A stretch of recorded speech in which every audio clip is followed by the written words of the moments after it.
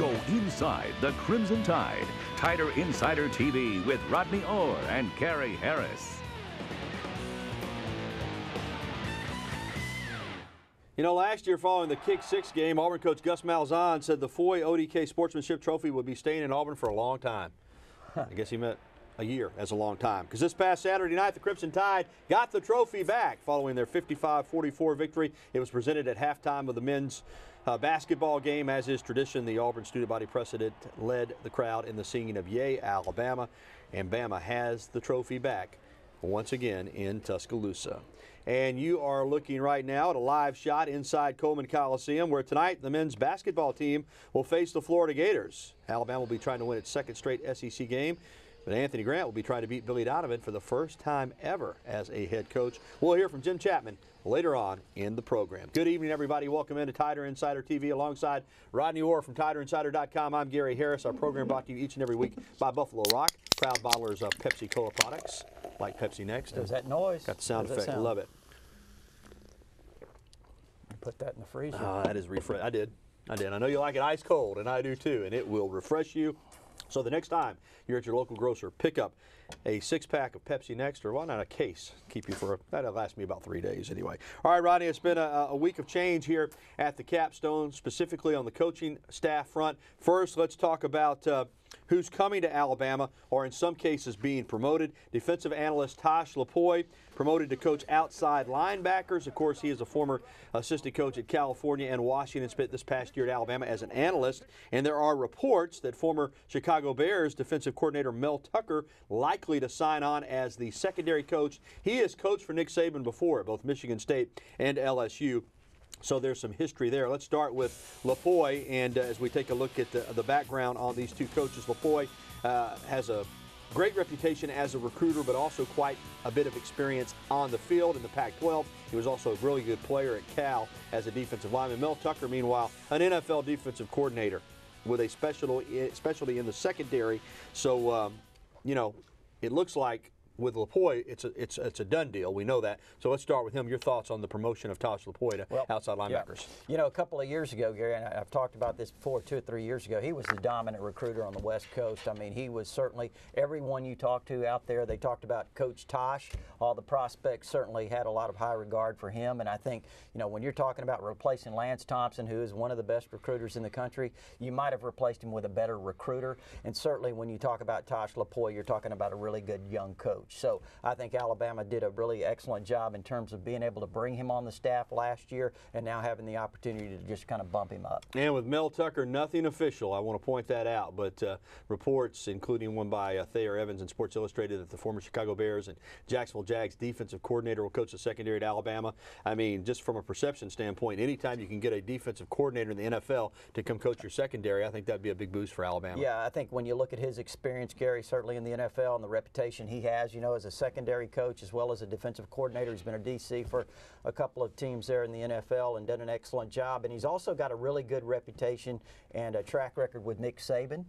You know, he's coached with him before, Michigan State, LSU. He's done an outstanding job with those programs and known as a good recruiter when he was in college football. So I think that certainly you're getting a guy that brings not only a great coaching experience, but a guy that can really relate to players. So last week we were talking about coaches leaving. This week it's coaches that are coming in, and one who is staying right where he's at. Announced officially on Saturday night that Lane Kiffin will return as the offensive coordinator for the Crimson Tide. And Rodney, you know, only one season here, but you can't argue with the job that Kiffin did. If you wanted to be a little bit picky, we talked about maybe the Sugar Bowl could have called a little bit better game there, but did a fabulous job with Blake Sims, nearly 500 yards total offense, and this is a win for Alabama to keep Lane Kiffin for another season as the OC. Well, I think so, especially when you're talking about you're going to be developing a new quarterback. He certainly has a lot of you know, he knows the guys here really well and what their strengths are. So going into spring practice, that's certainly going to be a benefit to everyone staying on the same page. I think that's huge to have that stability. No doubt he's staying great for the team and great for recruiting because he's done a good job in that area, and certainly offensive players that are coming into Alabama, being recruited by Alabama, want to know that Lane Kiffin is going to be there. And Alabama got a huge commitment, both literally and figuratively from an offensive lineman in Maryland last week. Let's talk about about Isaiah Prince, 6'6", 272 pounds. Of course, playing high school football there in Maryland, he was a man among boys. But, good news is they've got a commitment. Bad news is they're still having to fight off Ohio State here a little bit. Well, that's kind of the way recruiting is now, Gary, especially when you recruit on this level and you recruit a lot of kids from distant places who are heavily recruited. They're going to, you got to battle to the end for these guys. Isaiah committed, as you mentioned, on Friday, took an official visit to Ohio State, which was kind of kept under wraps. He had canceled the visit, but went ahead and took it. So, we'll see what happens. He may visit Maryland this next weekend, and, Coach Saban and Coach Cristobal up there to see him and his family tonight. All right, here's a snapshot of the last 5 in for Alabama. And total commitment number right now at 26, Rodney. But as you said, you commit them, you recruit to get them committed, then you have to recruit to keep them. So this could shake out a little differently before signing day next week. Yeah, we just kind of have to wait and see how it all plays out. I think most of them are secure, but, there's still some there that, we're just going to kind of have to wait it out. Isaiah Prince being one of those. But you saw that last 5 there. I mean, that last 5 alone is a very impressive list. Yeah, it is. Of course, Jonathan Taylor already enrolled here at Alabama.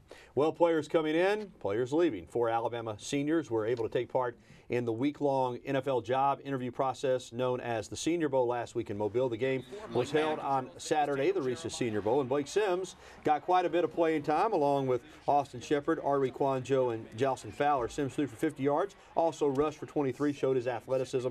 After the game, Sims and Ari were pleased with what they showed the NFL scouts and coaches. I think I took that to full advantage of all the reps that I got, and I'm glad that I got the opportunity to play and show some of these coaches that I'm a competitor and I'm willing to do whatever. I had a lot of good times. Had a lot of great fun. Got to meet a lot of people, and the coaches were awesome. And it is what it is, and I'm just happy for the experience, and I'm glad we had a chance. Real quickly before we go to the break, Rodney, one thing we know about Blake Sims, he won't quit. He'll keep fighting. Yep. He's proven that. Well, both of those guys, Ari Kwanjo as well. Yeah. They got that stick-to-itiveness that you need. More to come on Tider Insider TV, including a big night from Alabama gymnastics at Coleman Coliseum last Friday night. And also coming up, we'll go to the floor of Coleman Coliseum. Jenn Chapman is standing by, getting us ready for another meeting of student versus teacher as Alabama hosts the Florida Gators. And coming up, we'll be welcoming your phone calls, emails, and tweets. You see the information there on the screen. Interact with Tider Insider TV right now. So go ahead and give us a call, send us an email, or reach out to us on social media. We'll be right back with more TITV right after this.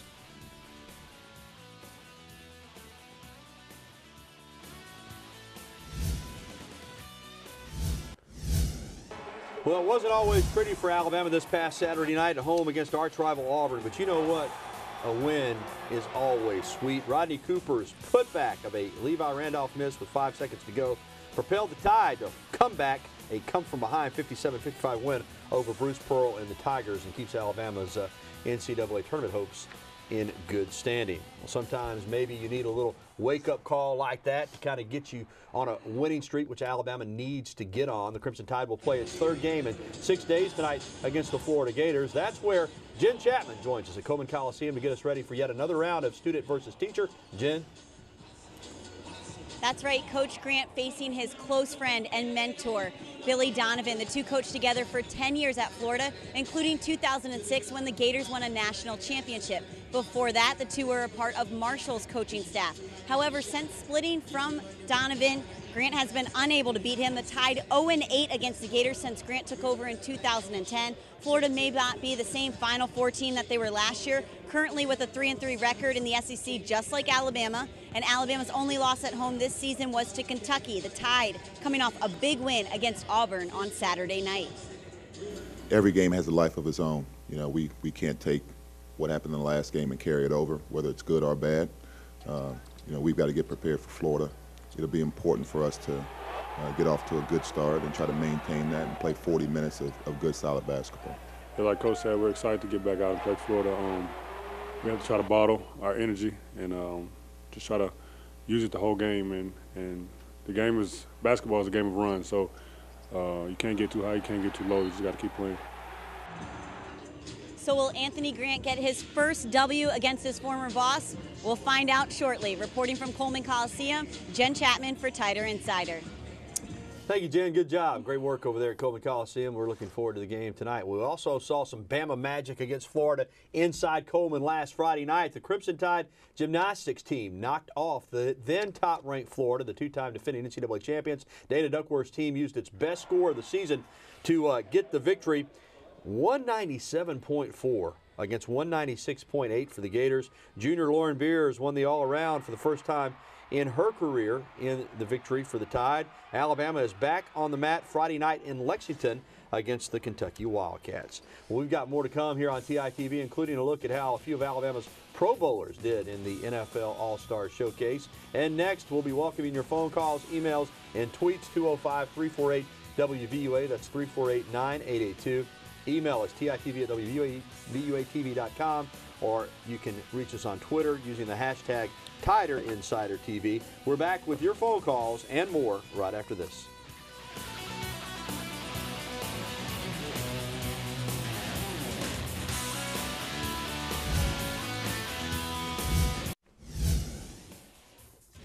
It's Super Bowl week in the NFL, but this past Sunday night, the best of the best that's not played in the Super Bowl showcased their skills in the Pro Bowl. 5 former Crimson Tiders in the game. C.J. Mosley got a lot of playing time on defense. Mark Ingram had a nice game, including this 24-yard carry right here.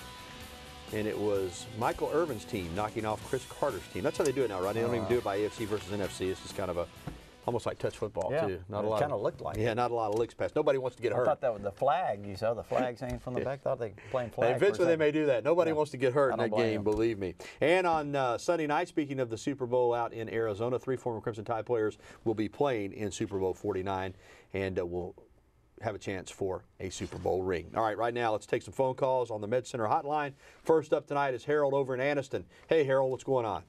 How you doing, guys? Very well. Hey, man, I know everybody on that defensive line, they look better this year, man, but do y'all see next year somebody stepping up and being the man on that defensive line and getting to their quarterback?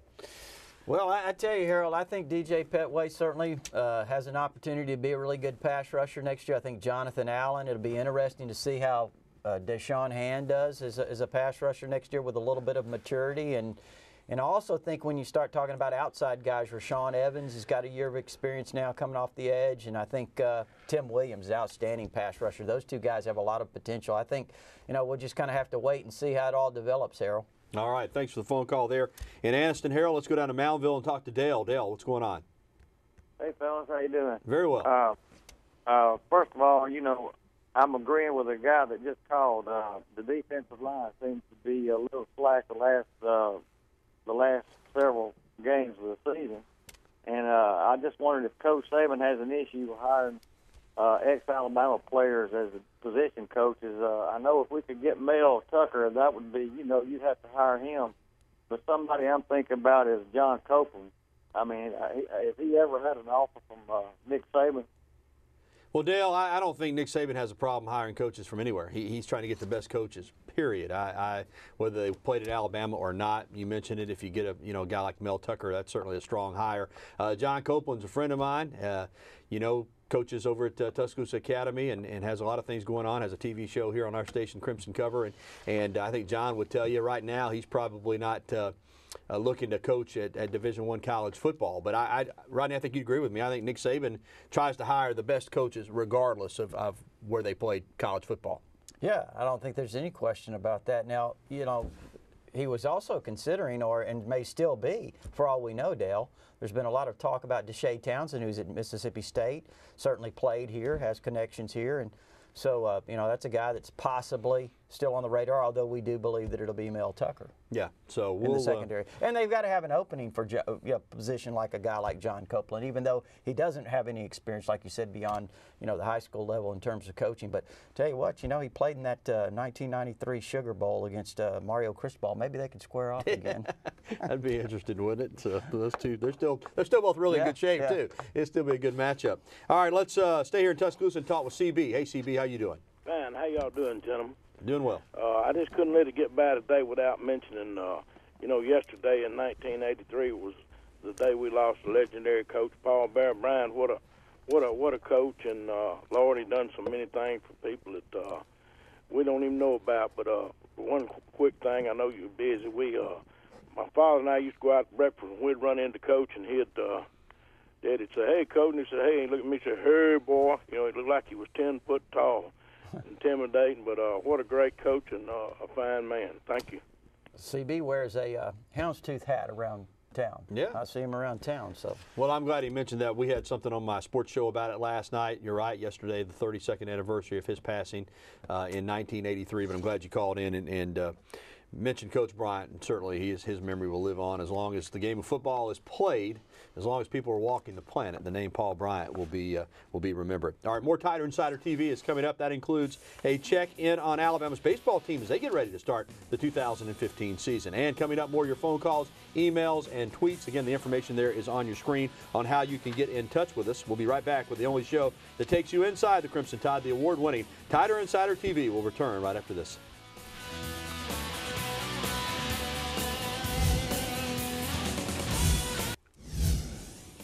It won't be long now until the crack of the bat will be ringing in our ears as the Alabama baseball team will be getting the season underway, and they'll be playing over at the Hoover Met this year. Of course, Sewell Thomas Stadium being renovated and complete renovation in time for 2016, but 2015 will be played. The home games will at the Hoover Met. Mitch Gaspard and his team already holding scrimmages over there, and he thinks he's got the pieces in place to have a really good club. I think the big thing for us, what we got to continue to build is our starting pitching. We lost some key stars from last year's team. We returned a lot of the bullpen pieces there, so that's a good thing. So really work on the starting pitching and then continue to build on our offensive game, what we want to be. And over the next 3 weeks, I think we'll get a lot accomplished, and we'll know a lot more about ourselves as we move into the opening day. And opening day will be February 13th as the Tide opens the 2015 season against Maryland Eastern Shore. It's time to head right back to the Med Center hotline and go to Gadsden and talk to Bill. Hey, Bill, how are you? Yes. Hey, guys, roll tide. Yes, sir. Yeah, I was wondering if you knew any more guys that might commit to us here before signing day or by signing day. Well, Bill, like we said earlier, there's could be some turnover. I do think, Rodney, you're expecting probably another commitment or two before this class is actually wrapped up. Yeah, I mean, it's certainly possible. I think Alabama clearly wants to get another wide receiver. We talked about offensive tackle. If Isaiah Prince sticks, and maybe he's, that guy that would give them two in this class. KJ Hill's a receiver from North Little Rock, Arkansas, who's supposed to make a decision maybe this week. He's a guy to kind of keep an eye on, and he's an outstanding player. And there's certainly other guys. Dalen Charlotte, who had already committed to Alabama and is expected to rejoin the class. That's another guy I would kind of keep my eye on. Again, the numbers are really close. I know a lot of people are talking about C.C. Jefferson, the outstanding linebacker defensive end from the state of Florida. He stopped by on an unofficial visit this past weekend, and I think Alabama's probably third on his list right now, but a lot of things can change. All right, let's go up to the Rocket City, Huntsville, talk to Mark. Hey, Mark, what's going on? Good evening. I have two defensive philosophy questions that we need to kind of try to get our arms around going forward. And with the weakness of our defensive backs this year, especially in the Ohio State game, it's been a month. Why in the first half do you think we sat back in the zone and did not try to press the quarterback and play man-to-man outside? Well, go ahead, Mark. Well, put pressure on the guy. Number two, second question, we did this a lot during the year. It's the mush rush when we're not trying to put pressure on the quarterback. We're just kind of trying to contain the person and not let them break for runs. When are we going to get back to the days when we really come after the quarterback and cut it loose? Yeah, I think questions with clear answers. Thanks. Yeah, I think they're good points. I think the cover two, they played a lot of that. They had a lot of third down and longs, to be honest with you. And I just think they wanted to, the thought process is we're going to make it throw it in front of us and come up and make the tackle. But, they didn't get pressure, as you said. And quite frankly, Ohio State got way down the field and found some dead spots in that zone, and they completed it. The second part, Rodney, I know we've talked a lot about, the theory of not coming hard off the edge for fear that the quarterback's going to step up and run versus trying to contain and not getting the type of pressure. I think he makes a good point there. I'd like to see him come hard off the edge and try to, get the quarterback on the ground a little quicker. And I think they will. I think, too, they're still developing some of their pass rushers. Some young guys like Tim Williams and Rashawn Evans, certainly. And also, if you want to talk specifically about the Ohio State game, sometimes when you play, a quarterback like that who can run, Gary, you turn your back to him in a man coverage, he hurts you. And this guy hurt Alabama a little bit. And also, I'm not saying Alabama sold Cardale Jones short, but sometimes, You take a young quarterback, you make him prove that he can complete passes on Yeah. you, which he did, Yeah. but he wasn't initially. Yeah. You remember, Alabama kind of had him on the ropes initially. He was a little bit shaky. All right, good points there from Mark in Huntsville. All right, real quickly, let's get an email in, Rodney. And this is from Ronald and Gadsden with Landon Collins declaring himself available for the draft, and he was the quarterback of the defense, certainly in the secondary. Who can step up? We don't have a lot of time. Who can kind of step up and fill the void there? Yeah, that's a key position. You know, Gary, it's going to be difficult. You got Geno Smith coming back, Jabril Washington. They've certainly played the safety spots. You know, Jarek Williams is gone too, so you got Maurice Smith that is a guy that maybe plays some of that back there. He's done that at the star position as well. Now, this could be a position where Ronnie Harrison, a true freshman who's already enrolled, be interesting to watch him in the spring. I don't know exactly what the health status is of Ronnie Clark, the freshman who redshirted this year. He'd injured his Achilles, Gary, and you know, they kind of moved him to running back due to some issues they had with injuries there. So, you know, we'll see what happens, you know, in the spring. I think that'll be telling. Yeah, I got to replace Trey DePriest calling the signals at linebacker as well. We'll be back to wrap it up right after this.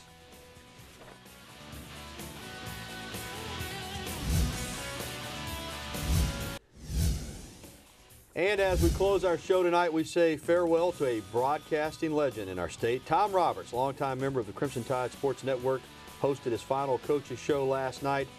About a month ago, Tom talked with us, said he was looking forward to his retirement, but don't worry, you'll still see Tom around. He'll be coming to ball games. He has just done a terrific job, and Alabama athletics won't be the same without Tom Roberts right there with the glasses on, looking down from the press box. All right, Rodney, you've got an event coming up following National Signing Day. Do you want to tell me a little? Yeah, we're a little roundup. We do this in Birmingham. We're going to do it.